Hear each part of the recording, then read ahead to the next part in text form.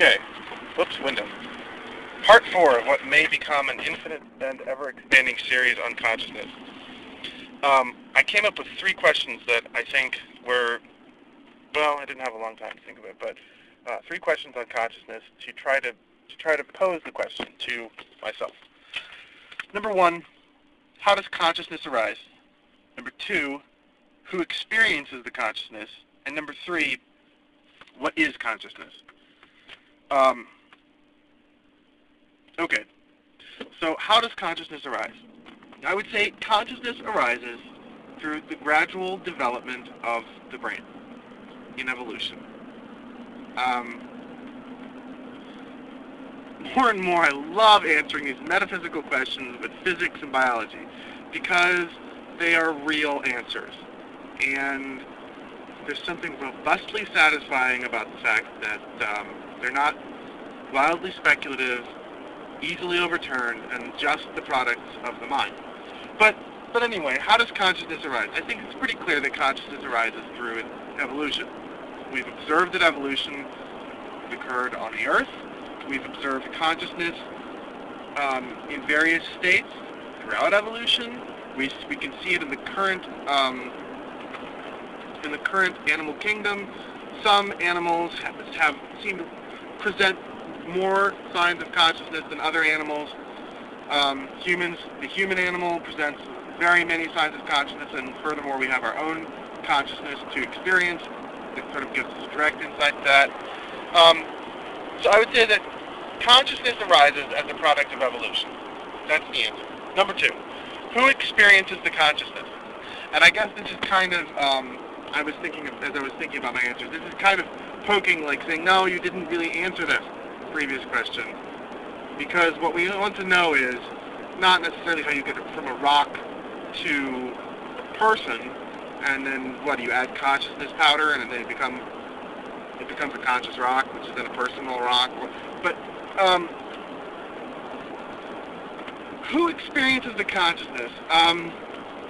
I think there might be a problem here, sort of a third man kind of problem, where the answer is who experiences the consciousness? The conscious person. One person experiences themselves, that is consciousness. You can't say who experiences the experiencing of the self. It's that person. It's that animal. It's that being. However you want to say it. I experience my own consciousness. You experience your own consciousness. Yes, there is something odd that when I say I experience my own consciousness, the word I seems to have some metaphysical claim to it of selfhood, and consciousness seems to be the basis on which we assert our selfhood, our personness, whatever you want to call it. So what's actually happening there is you're including, I don't know if it's circular or if you're including circular or tautological, or if you're including you're including part of the term in the definition of the term. I don't know. How is that actually working? You're saying the self experiences the experience of the self. It sounds tautological to me.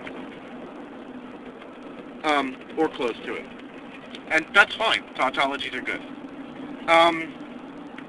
What is consciousness? Consciousness is the experience of the self by a highly evolved, intelligent being. I don't know. If these answers don't seem satisfying to you, then you've got to make a good formulation here, because I know it seems like I'm not answering them, but I'm able to bat down these clearly formed questions without any metaphysical baggage. I'm able to bat them down easily. There just doesn't seem to be anything remaining. There's no controversy here. These answers come pretty easily and cleanly, and they don't seem to get to the messy dirt part that you actually want to find in this problem, which I'd like to announce. It seems to confirm that this is a non-problem. Our problem of consciousness is the way in which we perceive it as special and mysterious, when in fact it's probably good that we perceive it as special and mysterious, because it's good for evolution, and would be pretty depressing to think about us as just being a bag of chemicals, even though we are just a bag of chemicals. And those chemicals are just, groupings of protons. And they're just vibrations of quarks, and they're just quiverings of strings. And that's reality, but that doesn't mean that the experiential world has to be invalidated as a result of it. So that's the best I can do to pose these questions to myself. I don't think I was easy on myself, but I think the problem has disappeared. Maybe I'm wrong.